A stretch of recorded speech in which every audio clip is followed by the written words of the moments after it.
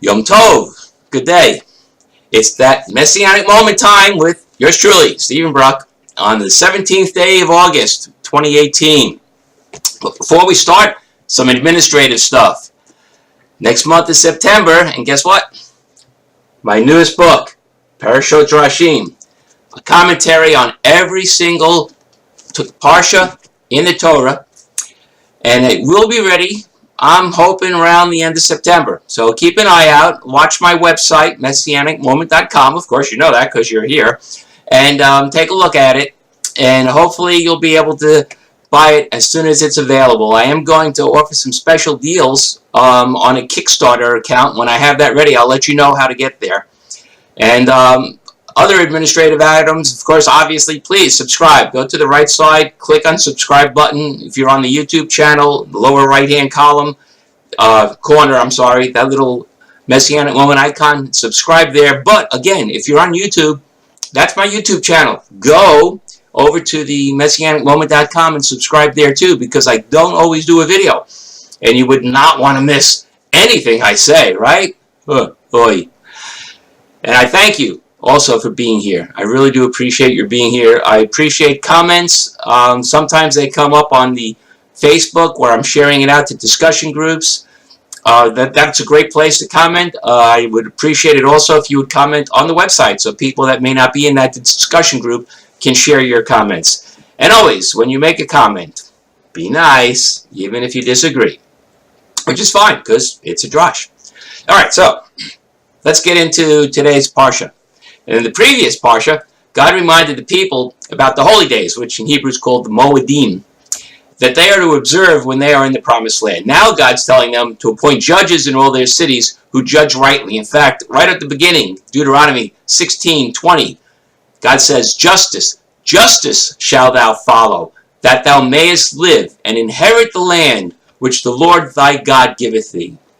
God instructs the judges that no one is to be executed unless there are at least 2 or 3 witnesses. And if a witness gives a false testimony, then if it's discovered that that testimony is false, what was to happen to the accused is now going to happen to the false witness. That'll show you. God also tells them that when they ask for a king, he knows what's going to happen. That the king must be an Israelite, one of their brothers, and also the king must write down the laws, read them every day, and follow every commandment God has given. In other words, just because you're in charge doesn't mean you're above the law. God also reminds the Levites of their role and goes over their payment system. In other words, what offerings they take what part of. God tells the people that he will raise up for them a prophet like Moses who will have God's words in his mouth. How many times do we read Yeshua saying, especially in John, that what I say is only what God tells me to say, what I do is only what God tells me to do? You know, how many times? Just like here, all these centuries earlier, God's telling us that's what the Messiah is going to do. He also confirms his commandments against worshiping any of the other gods in the heavens, in the world, in the sea, anywhere. And that those living in the land now, because of their sinfulness and the evil they have done, must be totally destroyed. There are commandments also in this Parsha regarding laws of warfare, which include, for instance, when you make a siege and you want to build siege weapons, don't destroy fruit trees because they feed people, they do good. Destroy trees that don't have any fruit, that nobody will use to eat. Also, he gives reasons why men can be excused from military service. And he even says that those people that aren't the ones God has specifically said must be destroyed, if they're in surrounding towns or they're far from where the Jewish people are going to be settling, that if they have come upon them, that give those people a chance to make peace and surrender before they attack them. Finally, God gives the means by which a city or a town that has an unsolved murder can absolve themselves of the blood guilt of the dead person.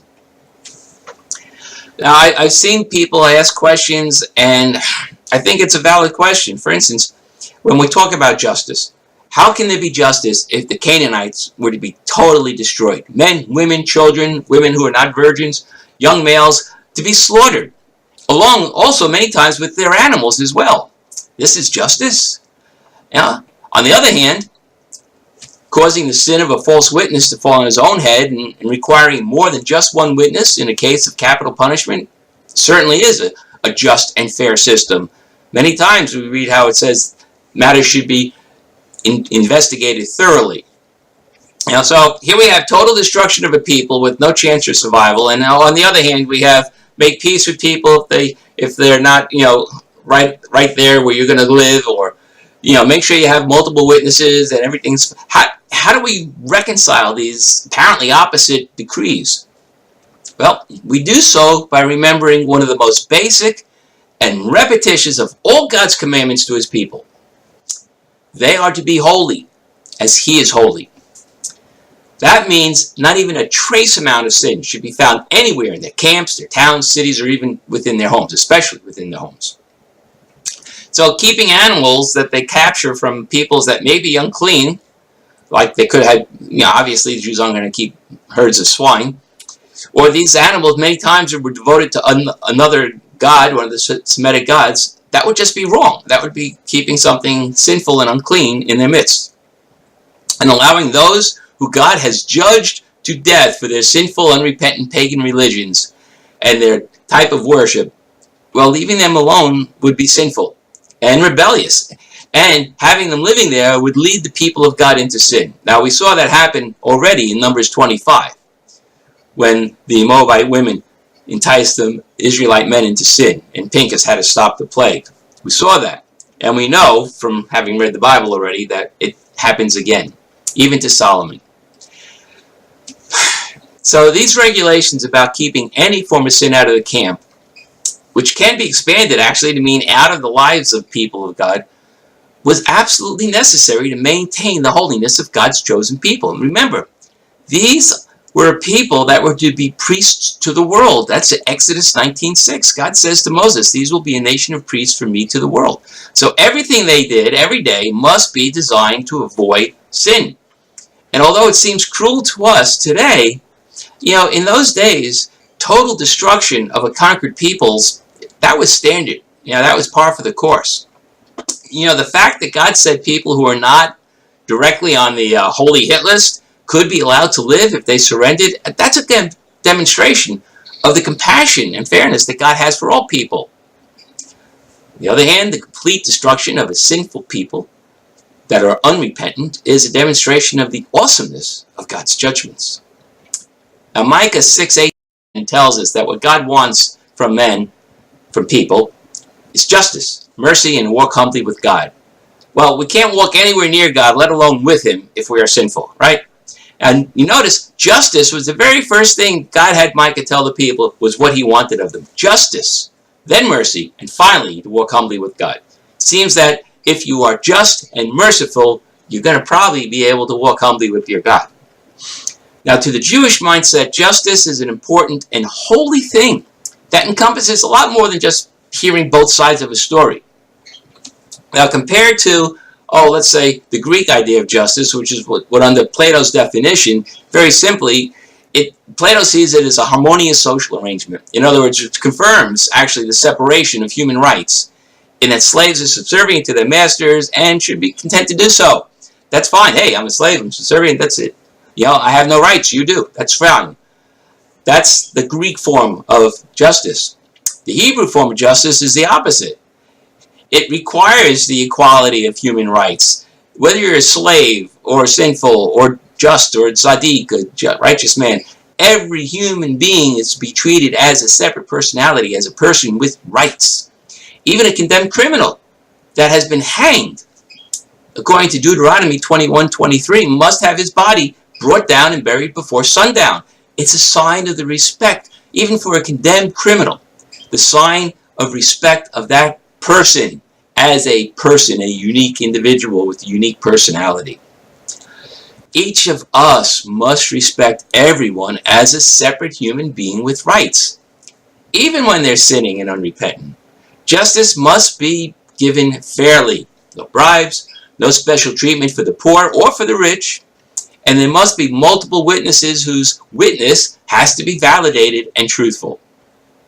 When we deal with the darkness in the world, we must be a light which not only exposes sin, but also shines brightly to lead others to the truth. So do not allow yourself to be turned one way or the other when you are in a position to judge others. And this means not just in a criminal court, but in your everyday life. Look, hey, I was a manager. If you're a manager and you have to write an evaluation, your personal feelings towards the person, good or bad, should not influence your evaluation of their value to the company or the quality of their work. You must be fair. If you're in a social group where people are gossiping about others, you've got to get away from there. You must separate yourself from those who gossip and be an example of fairness.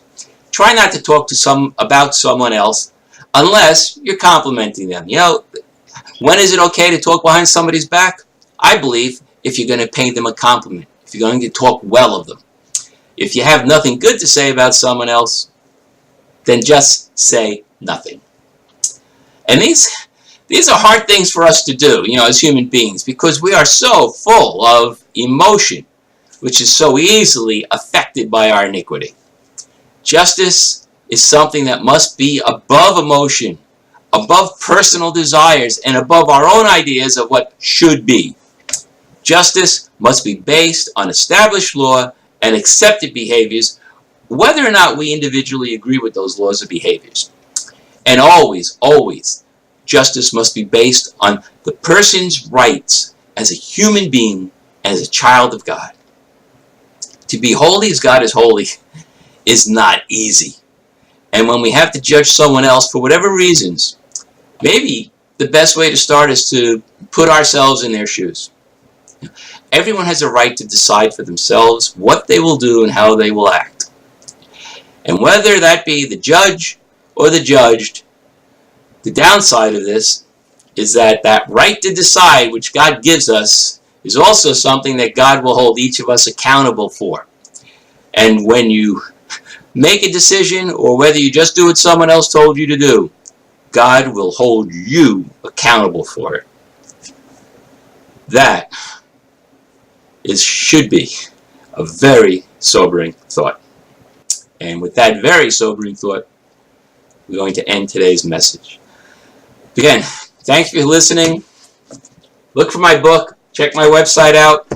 I'll let people know when they can go to Kickstarter, which is a really cool way. It's not a fund me activity where you just send me money and I can do really what I want with it. It's basically pledging to buy the book.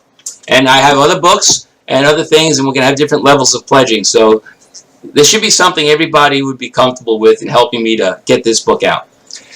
So, again, it's Friday, so tonight starts Shabbat. I wish you all very, very happy and blessed Shabbat Shalom. And we will see you soon. Lehitrot, Baruch Hashem.